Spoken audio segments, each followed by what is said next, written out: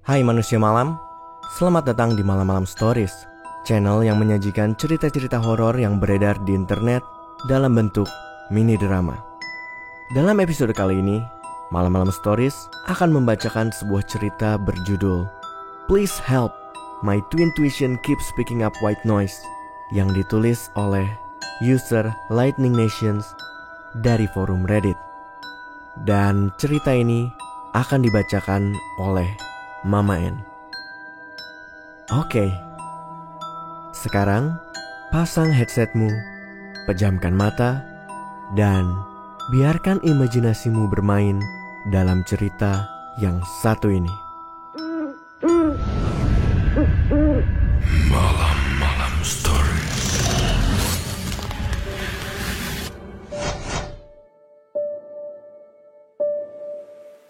Aku dan saudara kembarku menyadari kemampuan twin tuition atau ikatan batin.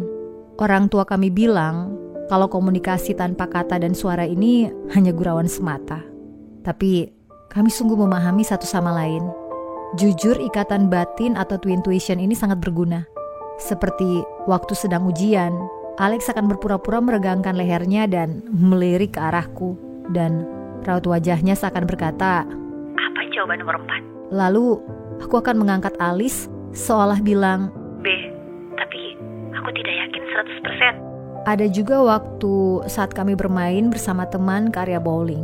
Dia menggaruk hidungnya dan itu merupakan caranya mengatakan, "Hey, Ellie, itu dia Taylor, si cowok imut, ajak dia kencan." Lalu aku mengerucutkan bibir bawahku. "Gak mau, badannya bau." Ada momen di mana aku benci menjadi anak kembar. Seperti saat kami harus tahan dengan lelucon jorok atau diperlakukan seperti orang yang sama.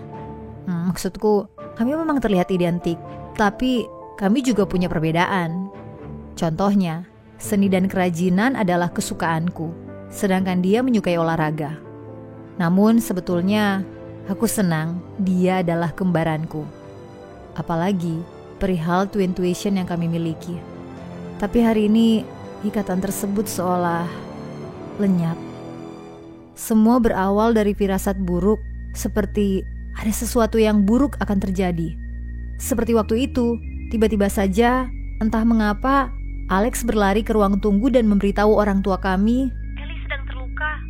Di saat yang sama, meski jarakku sekitar 10 km darinya, aku terpeleset dan kakiku terkilir.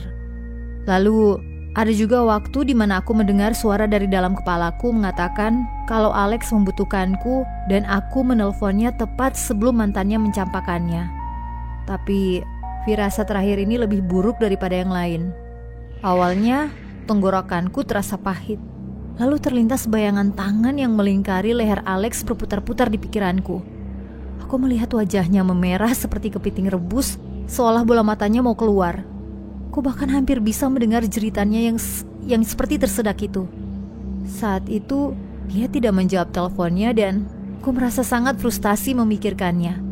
Aku ingin memastikan dia aman. Jadi, aku berlari menuju rumah, menaiki tangga dan masuk ke kamar kami. Alex yang berjongkok di samping tempat tidur susun kami dengan santai berdiri dan berkata, "Hey." Itu membuatku bingung.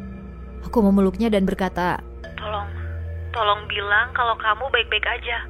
Dia memalingkan wajahnya dan mengangkat bahuku dengan cara yang sangat tidak seperti Alex. "Aku emang baik-baik aja kok." Mataku tetap tertuju padanya. Tubuhku masih kaku dan gemetar. "Aku punya firasat kalau kamu dalam bahaya." "Enggak kok, firasatmu salah." Aku mengamati kamar kami. Di sudut kamar, ada seragam sepak bola Alex yang tergantung di lemari. Di sampingnya, terdapat meja belajarku yang masih berantakan dengan kuas cat, pensil warna, dan gulungan benang yang berserakan. Oke, tidak ada yang mencurigakan. Tapi bayang mengerikan itu tidak mau pergi dari pikiranku. Bayangan Alex yang terperangkap di suatu tempat gelap. Sekarang aku semakin bingung. "Bener nih, kamu baik-baik aja." Dia menatapku, dan tiba-tiba wajahnya menunjukkan ekspresi masam yang belum pernah kulihat sebelumnya. "Iya, bener kok." Suaranya juga menjadi aneh. Terdengar marah namun datar, seperti dia menyembunyikan sesuatu. Ini sungguh aneh. Mungkin twin tuition kami salah. Atau Atau mungkin sesuatu terjadi sehingga dia terlalu malu untuk memberitahuku. Ya, hal itu bisa saja membuatnya begitu. Lalu kami duduk untuk makan malam sekeluarga. Ayah sedang memasak dan saat aroma casserole daging sapi khas buatannya tercium, Alex dan aku saling menatap dari seberang meja. Aku pikir, astaga, terakhir kali ayah memasak casserole, aku bersendawa sepanjang malam. Yang bisa ku dengar hanyalah suara desis radio statis. Aku menggigit bibir bawahku. Ada apa? Kamu marah ya sama aku? Sunyi. Halo, Alex? Hei anak-anak, gimana kabar sekolah kalian? Lancar? Ibu bertanya. Alex berkata, baik. Kemudian dia membanggakan tentang gol kemenangan yang dia cetak di pertandingan sepak bolanya. Aku merasa bergidik oleh semua cerita yang sedang dilakukannya. Semuanya terasa salah, bahkan dengan caranya memegang garpu. Dia makan casserole ayah tanpa mengeluh dan memilih es krim coklat, bukan vanila dengan saus coklat seperti biasanya. Di ruang tengah, saat kami duduk berdampingan mengerjakan pekerjaan rumah, aku sengaja mendekatkan lenganku ke tangannya dan merasakan embusan energi yang mengerikan. Energi ini seolah mengisapku, sehingga aku harus memegang meja erat-erat. Menjelang tidur, aku mulai menaruh curiga. Setelah menyikat gigi, aku berjalan ke kamar kami saat dimana firasatku berteriak, bahaya. Kata itu memekakkan telinga, terutama saat di dekat Alex. Kepalaku berputar-putar karena itu. Kamu lagi ngapain? Tanya Alex. Dia sudah tiduran di ranjang bawah. Enggak lagi ngapa-ngapain kok. Kalau gitu, matiin lampunya. Aku lelah. Aku naik ke ranjang atas. Perasaanku tidak enak. Kalau kata ibu, ini seperti ada orang yang melangkahi kuburanku. Perasaan takut ini akan membuatku terjaga sepanjang malam.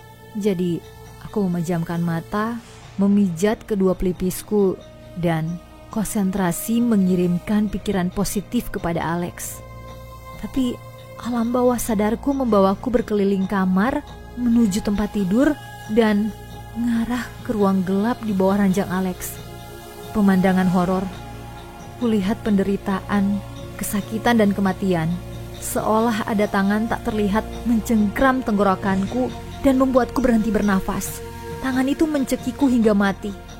Aku seperti terseret ke dalam kegelapan, sampai-sampai itu membuatku melompat dan berteriak. Di bawah, Alex menyalakan lampunya dan berkata, apa yang terjadi? Gak apa-apa kok. Jawabku cepat. Tadi aku melihat laba-laba. Dia mengerang dan mematikan lampu, sementara aku terduduk penuh dengan keringat. Intuisiku mengarah ke bawah tempat tidur Alex.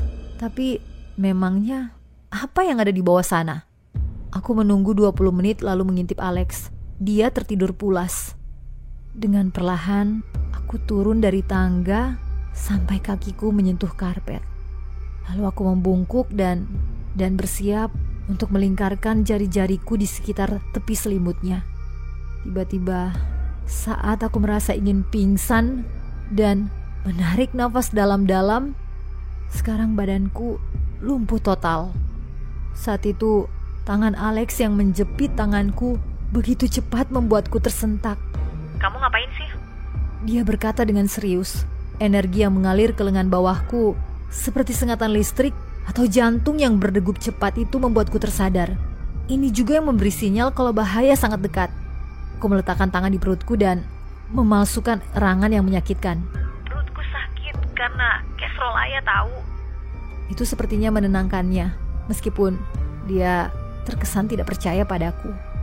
Di kamar mandi, aku menyiram toilet dan berpura-pura mencuci tangan. Lalu aku kembali ke kamar, sementara Alex tetap mengawasiku. Melihat ke bawah tempat tidurnya hanya akan membuatnya gelisah. Tapi mungkin ada cara lain untuk mencari tahu apa arti firasat ini. Jadi aku berjalan ke meja dan mengacak-acak buku di dalam tas ranselku. Sekarang apa lagi? Dia bertanya dengan keras kepala. Aku lupa masukin PR-ku. Sambil menghadap ke dinding, aku dengan santai mengambil seutas benang dan ponselku. Aku menyembunyikannya di bawah piyamaku. Aku naik ke ranjang atas dan tetap terjaga sampai lewat tengah malam. Begitu aku mendengar Alex mendengkur, Aku melilitkan benang di ponselku. Ku buka aplikasi kamera, mengubah video ke mode malam. Dengan hati-hati, aku mengikat benang tersebut ke jeruji ranjang. Inilah cara yang paling aman. Ponselku melayang di antara lantai dan ranjang bawah. Hanya saja kameranya menghadap ke arah yang salah. Dengan sedikit ayunan, aku memutar ponsel beberapa kali, lalu menarik ponsel kembali. Aku menarik selimut sampai ke kepala dan menekan tombol play. Di awal kamera bergerak melewati Alex yang sedang tidur sampai melayang beberapa inci di atas karpet mengarah ke arah lemari. Beberapa detik kemudian, ponselku berputar 360 derajat. Aku sekilas melihat sebuah mata, tampak putih mengerikan. Kamera berayun lagi, kali ini lebih lambat, dan saat aku melihat apa yang ada di bawah sana, aku mencoba menahan diri agar tidak berteriak. Itu Alex! Dia berbaring diam. Satu matanya berputar ke dalam tengkoraknya. Lidah menjulur ke samping dari mulutnya. Leher dan pipinya berkerak karena darah yang mengering. Makhluk yang tidur di bawahku bukanlah kembaranku. Tapi entah apa itu. Dia bisa mengelabui mataku, tetapi tidak untuk menipu ikatan batinku. Aku dipenuhi rasa takut dan wajahku menjadi mati rasa. Kembaranku, seluruh duniaku. Orang yang paling aku cintai telah pergi, telah mati. Air mata mengalir di pipiku saat tenggorokanku terasa hambar. Aku tidak bisa berhenti menatap wajahnya yang sudah tidak bernyawa. Naluriku mengajakku pergi ke kamar orang tuaku dan menunjukkan rekaman ini.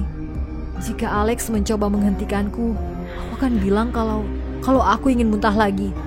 Tapi videonya masih berjalan dan momen terburuk pun datang. Saat aku menarik ponsel, semuanya terekam dari bawah hingga ke atas dan makhluk itu sekarang terjaga. Mata merah menyala, mengalahkan redupnya cahaya dari kamar yang gelap ini. Makhluk itu menyeringai dan sangat tidak terlihat seperti kembaranku karena banyak kerutan yang terlalu jelas di wajahnya. Pada detik terakhir, makhluk itu menatap ke kamera, lalu mengarahkan satu jari ke bibirnya dan membuat gerakan diam. Aku akhiri video dengan menekan tombol stop. Sekarang aku berbaring di bawah selimut, tidak bisa berpikir jernih. Orang tuaku berada di sisi lain rumah kami. Mereka tidak menjawab teleponku, dan aku tahu betul kalau makhluk itu tidak akan membiarkanku keluar kamar. Aku terjebak, aku tidak tahu harus berbuat apa, dan aku ingin kembaranku kembali. Seseorang, tolong aku. Terima kasih sudah mendengarkan cerita Please Help My Twin Tuition Keeps Picking Up White Noise yang ditulis oleh user Lightning Nation dari forum Reddit. Kalau kamu menyukai cerita ini, tinggalkan jejak dengan menulis di kolom komentar dan berikan like. Kalau kamu ingin mensupport channel ini, kamu bisa men-share video ini dan juga subscribe. Sampai ketemu di cerita berikutnya.